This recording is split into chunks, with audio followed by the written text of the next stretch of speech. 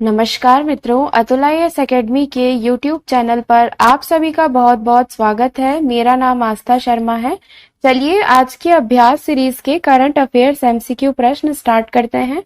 Prelims 28 मई को आयोजित होने वाला है और प्रीलिम्स की तैयारी हर रोज हो सके दैनिक चर्चाओं में जो भी विषय रहते हैं करंट अफेयर्स के, उनसे कैसे प्रश्न प्रीलिम्स में फ्रेम हो सकते हैं, उन्हीं सबसे रिलेटेड ये प्री प्रैक्टिस सीरीज हम आप लोगों के लिए लेकर आए हैं।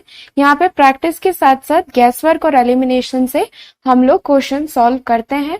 साथ ही साथ जो रिवीजन है वो सभी करते हैं, लेकिन जो है प्रैक्टिस छूट जाती है, तो प्रैक्टिस भी साथ के साथ हो सके इसके लिए हम आप लोगों के लिए ये सीरीज यहाँ पर लेकर आए हैं। चलिए हमारे पहले प्रश्न के साथ स्टार्ट करते हैं। हमारा प्रश्न नंबर 1 है, हाल ही में समाचारों में देखे गए स्टार्ट का क्या अर्थ है। यहाँ पे हमें 4 ऑप्शन दिए हैं। सामाजिक विज्ञान और प्रौद्योगिकी जागरूकता प्रशिक्षण, अंतरिक्ष विज्ञान और प्रौद्योगिकी जागरूकता प्रशिक्षण, अंतरिक्ष विज्ञान और प्रौद्योगिकी जवाबदेही प्रशिक्षण, सामाजिक विज्ञान और प्रौद्योगिकी जवाबदेही प्रशिक्षण। अगर हम न्यूज फॉलो करते हैं तो हमें ये जरूर पता है कि स्टार्ट जो है वो अंतरिक्ष से रिलेटेड है, स्पेस से रिलेटेड है, इसरो से रिलेटेड है। इसरो की एक पहल है, ठीक है। तो यहाँ से अगर हम अंतरिक्ष भी याद रखें तो हमारे ये जो 2 ऑप्शन है ये तो यहाँ पे एलिमिनेट हो गए। अब यहाँ पे अंतरिक्ष विज्ञान प्रौद्योगिकी प्रशिक्षण ये सारा सेम है, बस ये कि यहाँ जागरूकता और जवाबदेही है। तो जागरूकता मेरे को लगता है ज्यादा सही है। जवाबदेही प्रशिक्षण तो कुछ होता नहीं है, लेकिन जागरूकता प्रशिक्षण जरूर होता है। तो इस हिसाब से हमारा जो सही उत्तर हुआ वो विकल्प बी जो है वो हुआ। चलिए इसकी व्याख्या की ओर बढ़ते हैं और इसके बारे में और जानते हैं स्टार्ट पहल के बारे में। ये कार्यक्रम भौतिक विज्ञान और प्रौद्योगिकी के स्नातकोत्तर और अंतिम वर्ष के स्नातक छात्रों के उद्देश्य से बनाया गया है, अतः विकल्प भी सही है। इसमें अंतरिक्ष विज्ञान के विभिन्न डोमेन शामिल होंगे, जिनमें खगोल विज्ञान और खगोल भौतिकी, हेलियोफिजिक्स और सूर्य पृथ्वी परस्पर क्रिया, इंटीमेंटेशन और एरोनॉमी शामिल है। ये भारतीय शिक्षा और इसरो केंद्रों के वैज्ञानिकों द्वारा दिया जाएगा। तो ये प्रशिक्षण इनके द्वारा दिया जाएगा और ये सब्जेक्ट इसमें शामिल होंगे और ये इन वर्ष के स्नातक के विद्यार्थियों के लिए ये प्रशिक्षण कार्यक्रम जो है वो बनाया गया है। चलिए हमारे प्रश्न नंबर 2 की ओर बढ़ते हैं। प्रश्न नंबर 2, निम्नलिखित में से कौन से कथन क्षय रोग टीबी के संबंध में गलत हैं। गलत हमसे पूछा है, यानी 3 सही होंगे और 1 गलत होगा। तो यह माइकोबैक्टीरियम ट्यूबरकुलोसिस के कारण होता है। ये केवल मानव शरीर के फेफड़ों को प्रभावित करता है। ये किसी संक्रमित व्यक्ति के निकट संपर्क से प्राप्त किया जा सकता है। यह एक संक्रामक वायु जनित रोग है। तो यहाँ पे ये बिल्कुल सही है, माइकोबैक्टीरियम ट्यूबरकुलोसिस से होता है, संक्रामक वायु जनित रोग है। यानी अगर टीबी का कोई मरीज आपके पास खांसता है तो आपको भी टीबी हो सकता है, संक्रामक रोग है। ये इसे हम संक्रामक रोग इसलिए बोलते हैं क्योंकि टीबी में खांसी होती है और खांसी वैसे ही फैलती है। तो अगर हमारे पास कोई खांसता है तो हमें खांसी होती है, तो टीबी भी एक तरीके की खांसी है। खांसी में जब कोई खांसता है तो मुंह में से जो गीली बूंदें निकलती हैं उनके थ्रू बैक्टीरिया फैलते हैं। जैसे कैंसर नहीं फैलता, संक्रामक नहीं है, क्योंकि वो शरीर के अंदर होता है। अगर आपके पास कोई कैंसर का पेशेंट बैठा है तो आपको कैंसर नहीं होगा, लेकिन अगर कोई टीबी है यानी वो एक्सटर्नली खांसता है तो वो उन छींटों से जो है फैलता है, क्योंकि संक्रमित व्यक्ति के निकट संपर्क से प्राप्त किया जा सकता है। ये भी सही है, संक्रामक है इसीलिए। लेकिन ये बिल्कुल गलत है कि ये केवल मानव शरीर के फेफड़ों को प्रभावित करता है। केवल जहां आ जाता है वहां पे जरूर क्वेश्चन मार्क जो है लग जाता है, क्योंकि फेफड़ों को ही प्रभावित करे ऐसा जरूरी नहीं है, शरीर के और अंग भी प्रभावित हो सकते हैं। हमसे गलत पूछा है, बी जो है वो गलत है, इसलिए सही उत्तर बी हुआ। तो हमारा सही उत्तर हुआ विकल्प बी। तो ये गलत है, सही है, इस पर जरूर गोला लगा लें और ये जरूर ध्यान रखिए कि प्रीलिम्स के टाइम पर, क्वेश्चन पेपर के टाइम पर, एग्जाम में ये वाली गलती ना हो, क्योंकि यहाँ पे कई बार बहुत ज्यादा कंफ्यूजन जल्दी में जो है हमें हो जाता है। चलिए हमारे इसकी व्याख्या की ओर बढ़ते हैं। क्षय रोग टीबी को आमतौर पर माइकोबैक्टीरियम ट्यूबरकुलोसिस के कारण होने वाले खतरनाक जीवाणु संक्रामक रोग के रूप में परिभाषित किया जाता है। यह अक्सर फेफड़ों को प्रभावित करता है और बाद में शरीर के विभिन्न भागों में फैल जाता है। तो ये इसको जरूर ध्यान रखें कि फेफड़ों के साथ साथ अन्य भागों में भी फैल सकता है। ये एक संक्रामक बायोजनित रोग है जो संक्रमित व्यक्ति के निकट संपर्क से प्राप्त किया जा सकता है। माइकोबैक्टीरियम ट्यूबरकुलोसिस इस भयानक संक्रामक बीमारी के मुख्य कारणों में से एक है। शिशुओं और वृद्ध लोगों को टीबी संक्रमण होने का अधिक खतरा होता है।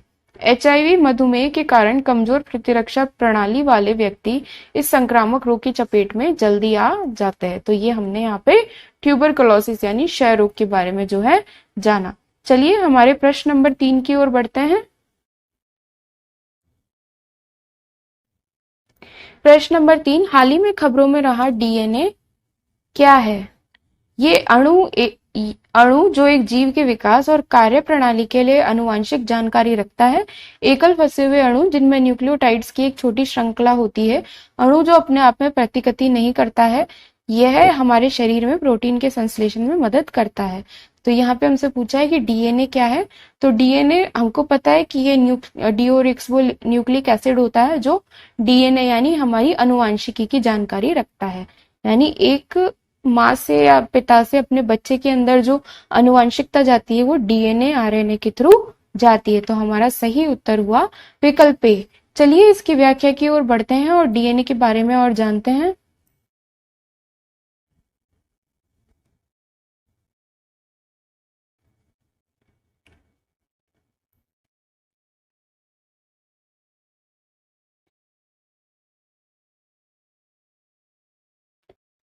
तो डीओरिक्सो न्यूक्लिक एसिड संक्षिप्त में डीएनए एक अणु है जो किसी जीव के विकास और कामकाज के लिए आनुवंशिक जानकारी रखता है। डीएनए दो जुड़े हुए तंतुओं से बना हुआ होता है जो एक मुड़ी हुई सीढ़ी के समान एक दूसरे के चारों ओर घूमते हैं। एक आकृति जिसे डबल हेलिक्स के रूप में जाना जाता है। यानी इस तरीके की जो पाइप होता है उसके अंदर एक दूसरे में मुड़े हुए रहते हैं, उसे बोलते हैं डबल हेलिक्स स्ट्रक्चर।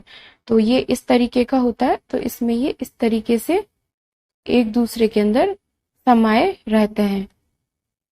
सॉरी, मुझसे गलती हो गई। ये इस तरीके का होता है, डबल हेलिक्स स्ट्रक्चर इसको बोलते हैं। प्रत्येक स्ट्रैंड में बारी बारी से शर्करा और फॉस्फेट समूह से बनी हुई रीढ़ होती है। इस शर्करा में 4 आधारों में से एक है एडेनिन, साइटोसिन, गुआनिन और थायमिन यानी एटीसीटी, एसीजीटी। ये इस तरीके की शर्कराएं इसमें इन्वॉल्व रहती हैं। दो तंतुओं के बीच रासायनिक बंधों से जुड़े होते हैं। थियामिन के साथ एडेनिन बंध और गुआनिन के साथ साइटोसिन बंध यानी टी ए और जी सी। तो ये वाले टी ए एक में होते हैं और जी सी एक में होते हैं। तो इस तरीके से इनमें बंध से ये एक दूसरे से जुड़े हुए होते हैं। डीएनए की रीढ़ के साथ आधारों का क्रम जैविक जानकारी को कूटबद्ध करता है, जैसे प्रोटीन या आरएनए अणु बनाने के निर्देश। चलिए अब हमारे प्रश्न नंबर 4 की ओर बढ़ते हैं। डीएनए साइंस एंड टेक यानी विज्ञान एवं प्रौद्योगिकी का सवाल है, इसलिए बहुत ज्यादा इंपॉर्टेंट है, इसे जरूर देखें। प्रीलिम्स में साइंस एंड टेक के क्वेश्चन अभी बहुत ज्यादा आ रहे हैं, तो इसलिए ये प्रीलिम्स की दृष्टि से बहुत ज्यादा महत्वपूर्ण है। चलिए प्रश्न नंबर 4 की ओर बढ़ते हैं।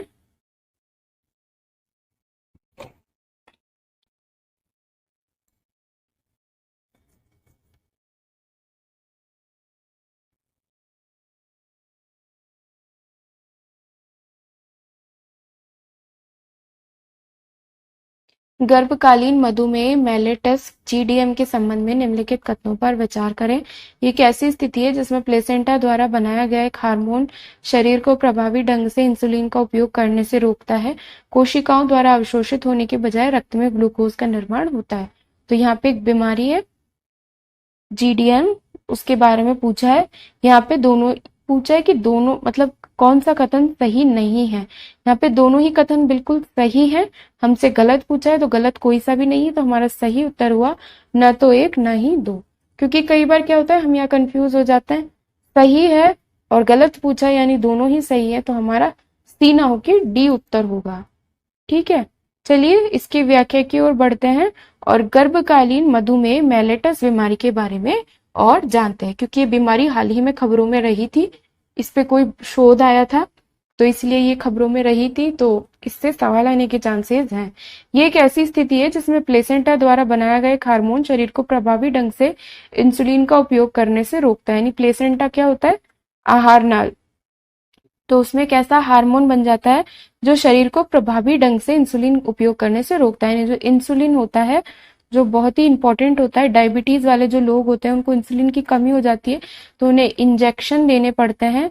तो इसमें भी ऐसा ही कुछ है कि ये इंसुलिन को प्रभावी ढंग से उपयोग करने से रोकता है, इसलिए डायबिटीज होती है।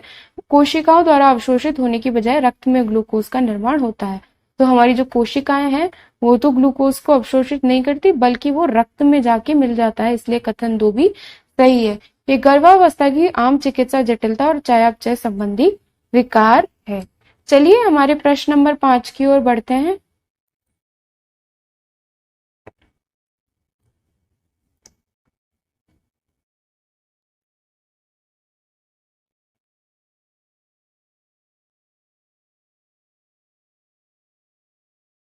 ओजोन प्रदूषण के संबंध में निम्नलिखित में से कौन सा कथन सही है? ओजोन प्रदूषण एनवायरमेंट पर्यावरण का एक पार्ट है और पर्यावरण के प्रश्न बहुत ही ज्यादा इंपॉर्टेंट है। पर्यावरण के भी काफी प्रश्न आने लगे हैं भारतीय वानिकी सेवा के आने के बाद में, प्रीलिम्स में जुड़ने के बाद में, तो इसलिए ये ओजोन प्रदूषण अगर चर्चाओं में है तो इसे जरूर हम अच्छे से पढ़ेंगे।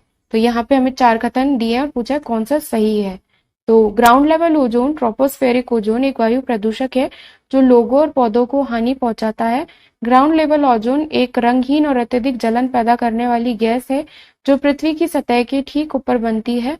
इसे द्वितीयक प्रदूषक कहा जाता है क्योंकि ये तब उत्पन्न होता है जब 2 प्राथमिक प्रदूषक सूर्य के प्रकाश और स्थिर हवा में प्रतिक्रिया करते हैं। और डी जो कथन है वो है उपरोक्त सही। तो हमारे तीनों ही कथन बिल्कुल सही हैं, इसलिए हमारा सही उत्तर हुआ विकल्प डी। चलिए इसकी व्याख्या की ओर बढ़ते हैं।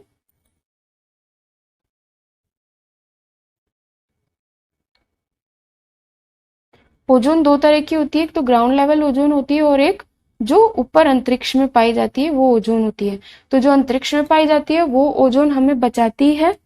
वायुमंडल में जो उच्च ओजोन होती है O3 जिसे बोलते हैं, वो हमें सूर्य के हानिकारक विकिरणों से बचाती है। लेकिन जो ग्राउंड लेवल ओजोन होती है जो नीचे पाई जाती है पृथ्वी पर, जिसे ट्रोपोस्फेरिक ओजोन भी कहते हैं, ये एक वायु प्रदूषक है जो लोगों और पौधों को नुकसान पहुंचाती है। तो ग्राउंड लेवल ओजोन एक रंगहीन और अत्यधिक जलन पैदा करने वाली गैस है जो पृथ्वी की सतह से ठीक ऊपर बनती है। तो ये हम जरूर याद रखेंगे। ग्राउंड लेवल ओजोन कैसे बनता है? तो ये द्वितीयक प्रदूषक है क्योंकि ये 2 और चीजों से मिलकर बनता है। यानी एक तो होता है प्राइमरी यानी जो प्राथमिक होता है, यानी जो अकेला होता है। जैसे हम बात करें किसी ऐसे चीज की जैसे नाइट्रोजन हो गया, ऑक्सीजन हो गया, N2 O2, तो ये और ये जो है हमारा H2 ये प्राथमिक हो गए। और ये जो द्वितीयक यानी जो दो अणुओं से जैसे H2 प्लस O2 मिलके H2O बना दे तो इसे बोलते हैं द्वितीयक, यानी 2 अणुओं से मिलकर बना है। ठीक है, तो 2 प्राथमिक प्रदूषक सूर्य के प्रकाश और स्थिर हवा में प्रतिक्रिया करते हैं तब ये द्वितीयक प्रदूषक पैदा होता है। तो ये 2 प्राथमिक प्रदूषक नाइट्रोजन ऑक्साइड और वाष्पशील कार्बनिक यौगिक से मिलकर जो है बनता है, यानी NOx plus VOC volatile oxygen organic compound और इनसे बनता है O3। ठीक है, तो ये होता है हमारा ग्राउंड लेवल ओजोन। इस प्रकार से दोस्तों हमारे अभ्यास सीरीज के आज के जो प्रश्न हैं वो यहाँ पर समाप्त होते हैं। अगर आपको ये वीडियो पसंद आती है तो प्लीज इस वीडियो को जो है लाइक करें, अपने हिंदी माध्यम के विद्यार्थियों के साथ जरूर शेयर करें, हमारे चैनल को सब्सक्राइब करें। अतुल IAS अकेडमी के साथ जुड़ने के लिए आप सभी का बहुत बहुत धन्यवाद।